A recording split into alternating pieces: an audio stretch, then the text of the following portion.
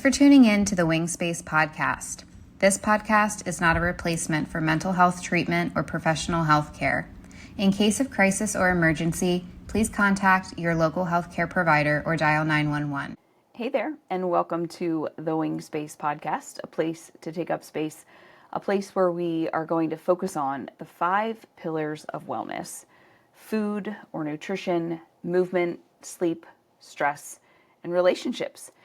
Today, we are going to talk about movement, and if you have been around here on the podcast for a little while, I'm hoping that you are hearing that the sound is a little different. And if you're looking on YouTube, if you're watching on YouTube, you're going to see that I have a microphone. So getting fancy. Hopefully this will help with some of the sound issues that we've had in the past. And we appreciate your patience and support as we work through things. So today I want to talk about movement, but what I really want to talk about even more than movement is overall physical wellness, because I can tell you all day long about why you should move your body, why you should exercise, why you should get some walking in, et cetera, et cetera. But if you're not properly caring for the physical body that you have, then number one, you're not going to be able to do any of that movement. And number two, you're setting yourself up for potential injury. So there's going to be a whole episode, actually there is a whole episode prior to this one. So episode 2 in this season is about food and nutrition. So I want you to make sure you head over there and you take a listen to all of the goodness that Tracy, our certified nutrition specialist, shares with us. The important thing to remember is we have to feed and fuel our bodies. We have to. So go take a listen to that, come back and finish this episode and then head back to episode 2. When we talk about this idea of physical wellness, when we talk about the importance of movement, we know that a healthy body, a healthy physical body, is a body that has the opportunity to experience good physical, healthy habits. It's being nourished, it's being cared for. You've heard me say before that we're feeding, fueling, moving, and resting our bodies, right? So we're feeding it good, healthy nutrition. We're taking supplements and vitamins and all of the things that our doctor may recommend that are important for health. We're fueling our body with water. We're moving and we're resting our body, and sleep is super important in that resting piece. The other thing that's really important when we're talking about movement is we're talking about proper medical care, proper intervention when it's necessary.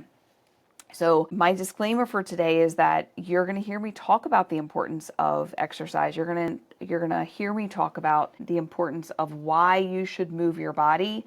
But the disclaimer is, make sure that you're getting the go-ahead from your doctor. Make sure that if you have any medical conditions or injuries, that you're getting the appropriate care, because I certainly don't want you to say, oh, I listened to this podcast and Jen told me that I should walk 10,000 steps and I don't know, you have something wrong with your foot and then it makes it worse, right? So make sure that you're getting the go-ahead from your doctor if you have any concerns, but also make sure that you're going to the doctor. I know there's so many people that are like, oh, I don't go to the doctor, I don't believe in that, etc.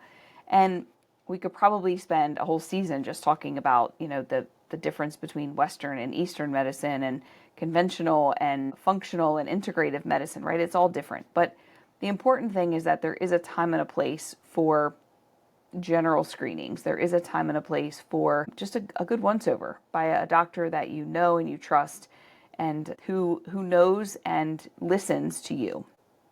We want to make sure that we are making choices for our physical body that feel good, and that we are trimming back and taking away the things that bring us down and that don't feel good.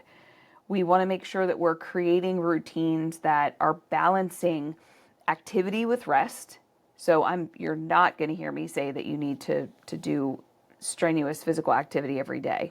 No way. Because we have to make sure that we're balancing the movement and the rest needs. Our body is really smart. Our body tells us things. And we have to listen to our body. I will share with you, as I have in other podcast episodes, some personal experiences. And I had an experience this morning. I was working out and I have had 5 knee surgeries on my left knee. And my knee talks to me all day, every day. Kind of a funny side story. I have to sit a certain way in a car when I'm driving, or my knee talks to me. I have to have my seat at a certain height at my desk, or my knee talks to me. It's something that I have lived with since I was 19, and I will continue to live with until I'm 99. It is what it is. I was working out this morning. One of the cardio exercises that they wanted us to do, as soon as he said the words plyo lunges, I knew that there was no way that I was doing that. I was watching a video and working out with some friends online. And I knew there was no way I could do that. Like, it just makes me chuckle because I'm not doing plyo lunges. But I know how to modify the exercise so that I'm not jumping on my knees in that way, but I'm still getting my heart rate up. I'm still getting into the exercise, because as soon as I got into the modified version of that exercise, my knee started talking to me. So for me, lunges don't work.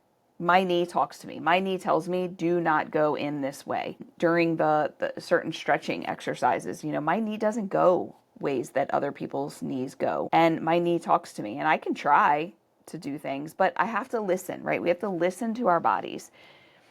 The other thing that is really important when we're talking about movement balanced with this idea of rest is that sometimes we get in these mindsets where it's all or nothing. I have to work out 6 days a week or 5 days a week, and I have to go, go, go, go, go. And if I rest, I'm lazy, or whatever the negative mindset is that you potentially have.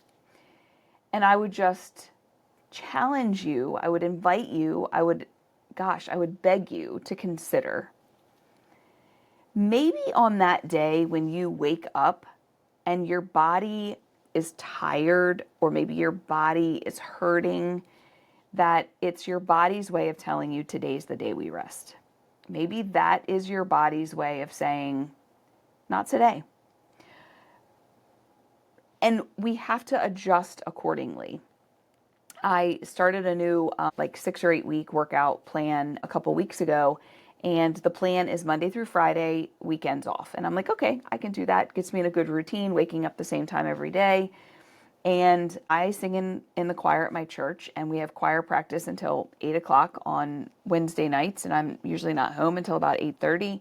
It's a long day. And I woke up on a Wednesday morning and I thought, I don't want to work out this morning. I want to rest a little bit more because I know I'm going to have a long day ahead of me. And so what did I do? I took Saturday's rest day and put it at Wednesday, and I took Wednesday's exercise and I just shifted everything down. So I'm still getting the workouts in over the course of 7 days. I'm still getting my rest in over the course of 7 days. But I'm also listening to my body, and I know that Wednesday nights they're long days, and I don't want to have to start super early and then end super late and then do it all the next day. So we have to have this balance of movement and rest. We have to have this balance of activity versus inactivity. And we have to listen to our bodies. So, I know when I hear people talking about certain exercises that they're doing or certain workout routines that they're doing, I sometimes laugh out loud, but I'm certainly chuckling to myself because I know I'm not doing that, right? I mean, I have this knee that is a lovely, wonderful knee that has served me well for a very long time, but 5 knee surgeries, holding myself out until a partial or full knee replacement, right? I'm going to listen to my body, and I invite you to do the same thing.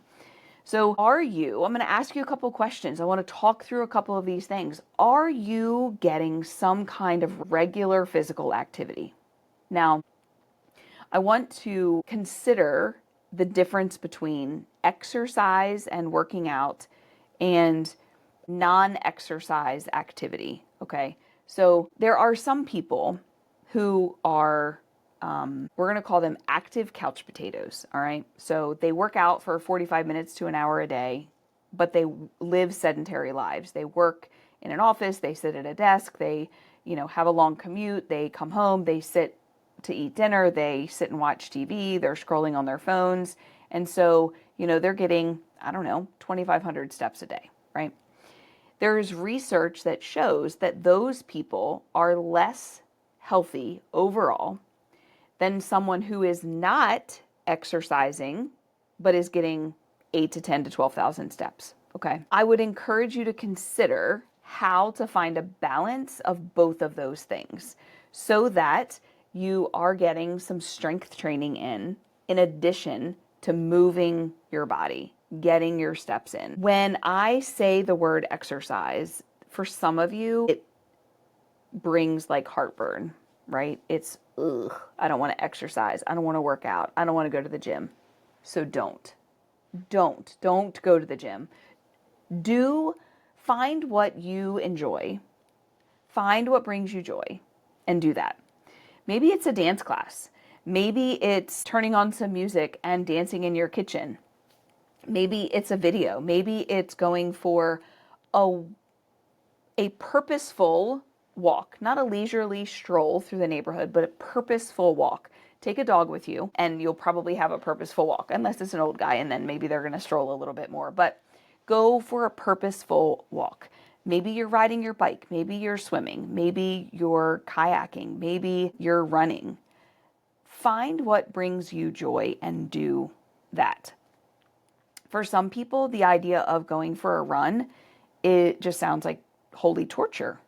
And I will tell you that I was of that mindset at one point in my life. And then running became something that was healing and therapeutic for me. Story for another day. So I enjoy running. And yes, I do it with my knee. I have talked to my orthopedic about it, and we are in agreement that as long as it does not hurt any differently with me running, that he wants me to run because it's good cardio. It brings me joy. And my knee hurts every day. So I don't know. As long as it doesn't hurt differently, I can do that, right? Find what brings you joy. If your neighbor wants to go to a Zumba class and you're like, I couldn't imagine doing that and that's not fun, then don't go to Zumba. Maybe you're going to ride a bike, or maybe you're going to jump on the treadmill, put it on a little bit of an incline while you're watching your favorite TV show. Find what brings you joy and do that. Have you considered ways that you can add activity to your day without going to the gym? You've heard all of these examples before. You park a little further away. So instead of, pulling up to the grocery store and you find the closest spot that you can find, maybe you park further away. Maybe you have to go into the store for 2 or 3 things, but you decide to walk up and down every single aisle, not to put stuff in your cart, but to get a few extra steps, especially when, right today, it's supposed to be really nice. Yesterday it was in the 60s. Last week it was like 8 degrees. So that's just silly to be outside. So maybe you're like, you know what? I'll get some extra steps in today. I'm going to walk up and down the aisles of the grocery store. Great. Taking the stairs instead of the elevator. Making multiple trips, right? Instead of loading yourself up and going up the stairs once, I'm going to go up the stairs and do what I need to do and come back down.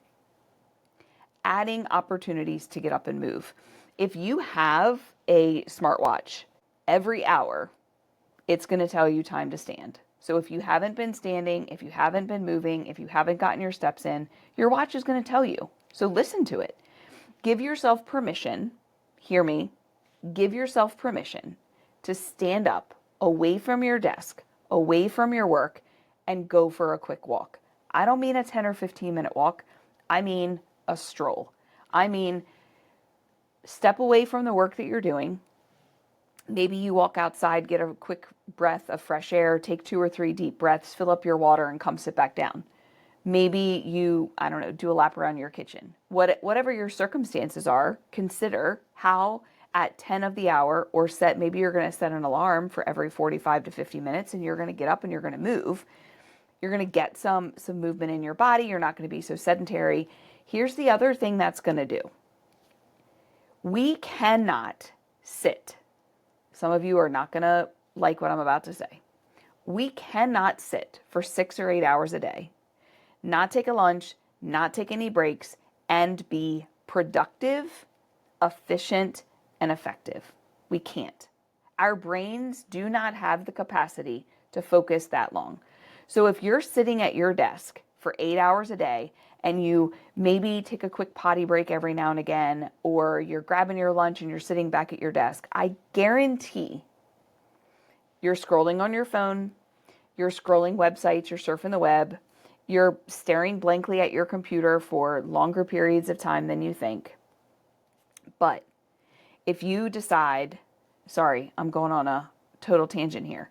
If you decide that every 45 minutes you're going to get up and move for a few minutes, you're going to come back in, you're going to sit down, you're refreshed, right? So you're really taking care of two things at once. The first thing is you are moving your body every 45 to 60 minutes. That's great. You're also giving yourself a refresh, probably taking some deep breaths. That's fantastic. Maybe you're going to get some fresh air. That's great. How can we put more than one thing in the place at one time, right? So movement, fresh air, sunshine, deep breathing, put it all together. I love it. I could talk to you all day long about the science behind it all, right? And you've probably heard it. And so when I start talking about the science behind movement and exercise, you're probably hearing Charlie Brown's teacher, right? Womp, womp, womp, womp, womp. So I don't really want to get into the science behind it. I just want to tell you what you could possibly experience if you were to increase your movement ever so slightly. So think today what you're doing in terms of movement. Are you walking every day? And when I say walking, I mean like a 10-minute walk. I'm not saying that you have to do, several miles. Are you getting some strength training in during the course of the week? What are you doing today? And then how can you slightly increase that? So if you are someone who is not really getting a lot of movement in and you're not going to the gym, then I want you to choose one day and I want you to choose one thing. And I want you to do that. And then next week, you're going to do that same thing. And maybe you're going to add a second thing.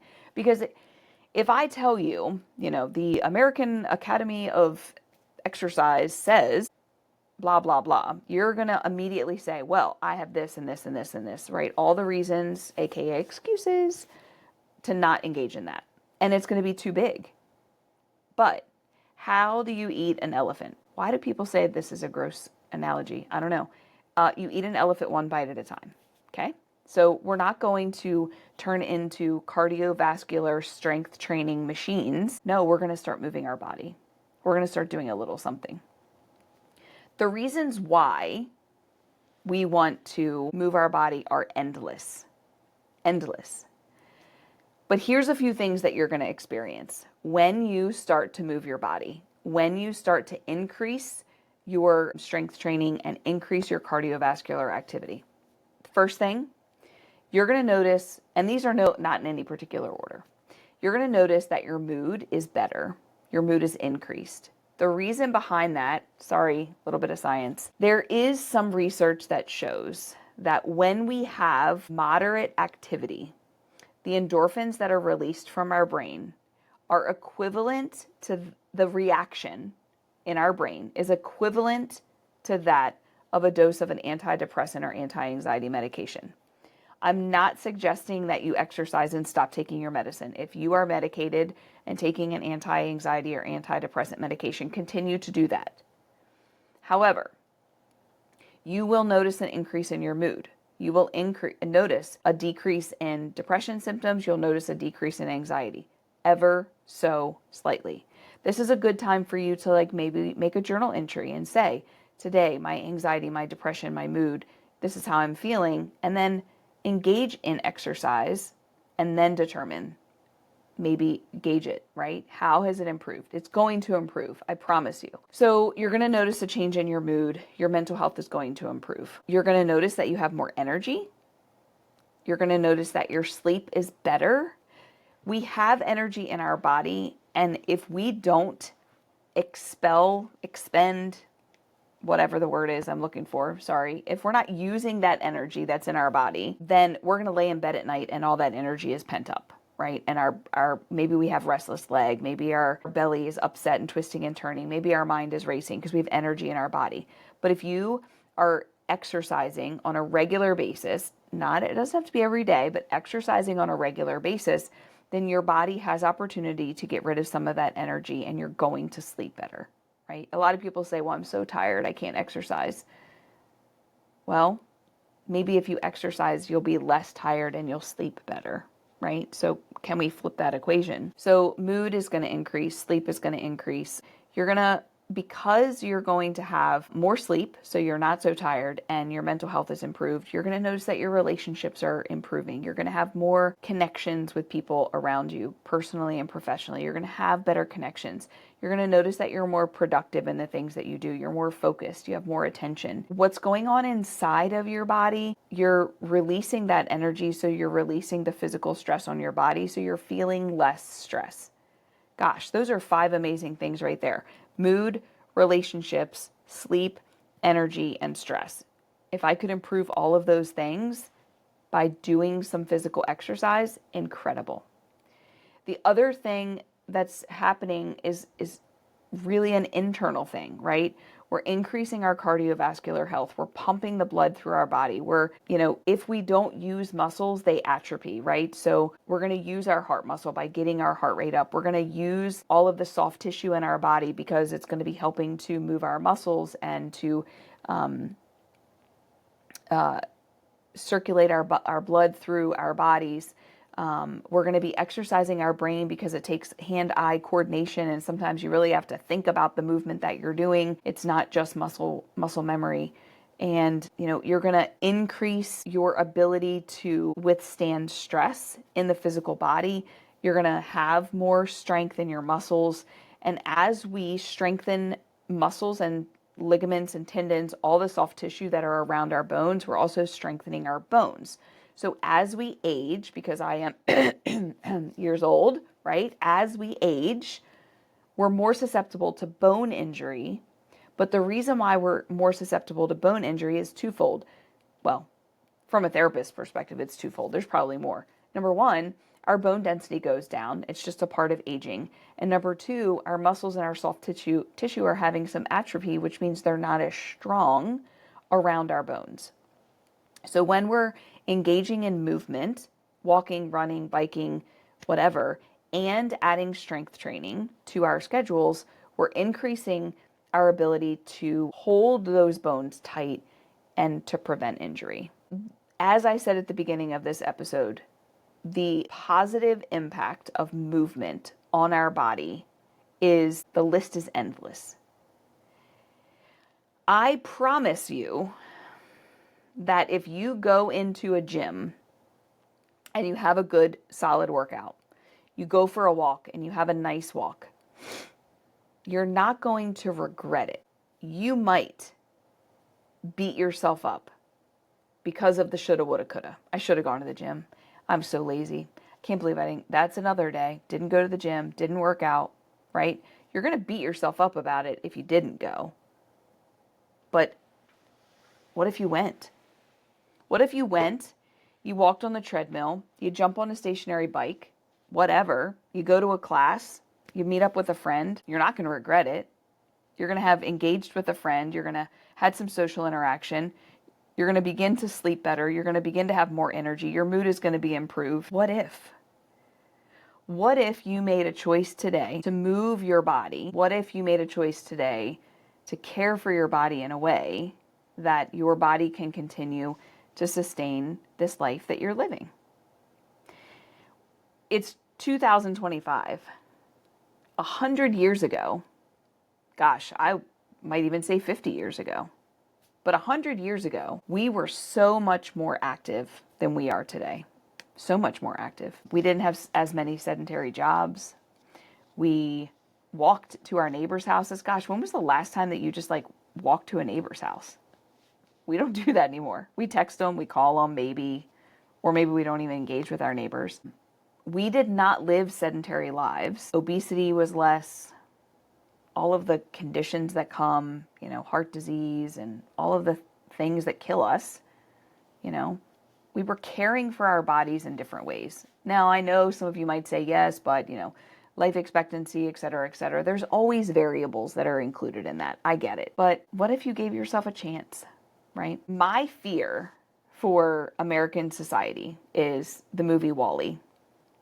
If you've not seen the movie WALL-E, you might want to consider it, just on my recommendation alone. It's a Disney Pixar movie about a society where they go onto a spaceship and everything is done for them.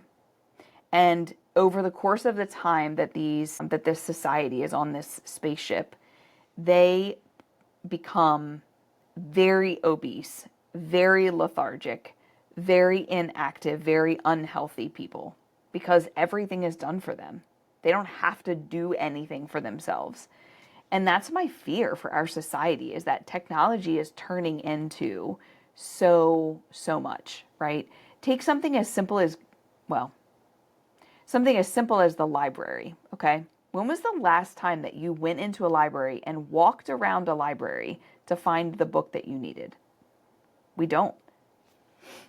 We pick up our phones, we go to whatever browser we use, whatever search engine we use, and we look it up. We sit at our computer, we use whatever search engine we use, and we look it up. And we don't move at all. And there's so many other things that technology has taken away from us. It's given us, right? It's enhanced our day, but it's also taken away opportunities for us to move our bodies. So, for you parents that are listening, one of my biggest tricks that I used when my kids were younger and I had to drive them to practice a gazillion nights a week was I would exercise while they were at practice. So my kids played football and they played lacrosse when they were younger. So we would get to the field, I would get them settled into practice, I would set my chair up, I would drop my mom bag and everything off, and then I would go and I would walk the park where they were at. I would walk, I would run, I would listen to a podcast, I would call a friend, whatever. We're there for like an hour and a half to 2 hours, maybe sometimes longer. I can certainly take 30 to 45 minutes of my day and do that. And, I've had parents say to me before, well, gosh, don't you want to watch practice? Or don't you want to run some errands? And sure, I would love to watch their practice. But if I get set up and go do my walk or my run during the first 30 to 45 minutes of practice, I'm missing warm-ups. I don't need to see warm-ups every day. I might want to watch the scrimmage at the end of a practice, or I might want to watch some of those more intense drills and things that typically happen towards the late middle to end of practice. But I can take 30 to 45 minutes, maybe even an hour to myself, and I can walk or I can run, stick the bike in the back of the car, and I can bike, whatever it is. And I can use that time when my kids are occupied, I don't have to watch them, whatever, and I can take some time for myself and I can move my body. When my kids were younger, I had to do it in the evening in terms of like lifting weights and stuff. I would put my kids to bed, I'd work out, take a shower, go to bed. I slept like a baby because I was just exhausted. Now I do it in the mornings because our days are different and, my kids aren't going to bed at 8 o'clock. We're maybe hanging out, watching a movie, whatever. So we have to find what works for us. We have to find what fits within our day. Regardless, I would just invite you to find what works for you. Here at Hope and Healing, we have a couple of opportunities for you to do that. We have 2 yoga classes each week, Tuesdays at 9 a.m. Lori Bruce teaches on Thursdays at 9. Hers is also a virtual option. And Linda Schaefer teaches on Tuesday mornings. And I am teaching on Tuesdays and Thursdays at 12:15. So that's a lunchtime opportunity. If you live in the Leonardtown area, I'll have you out before 1, so you can take about an hour-long break for lunch. Maybe this is an opportunity for you to advocate with your boss about taking some time. An hour-long lunch isn't too long, especially if you can marry that with an exercise opportunity. We'll also have some other opportunities in the future, maybe for some virtual classes, some recordings, some pop-ups, things like that. But I invite you to find what works for you. I invite you to move your body. I invite you to take care of this body that you were blessed with and to use it, to move it, and take care of it. So I'd love to hear your ideas, how you fit movement into your day. You can always shoot me an email, jennifer@hopehealingtherapy.com. You can send us a DM. You can share with us. You can tag us when you're getting your movement in. We'd love to see all of those things. Remember those 5 pillars of wellness: food, movement, sleep, stress, and relationships. This is pillar 2. It includes all the other pillars as well. We're going to move our bodies. We're going to take care of our bodies. Thanks for listening and have a great day.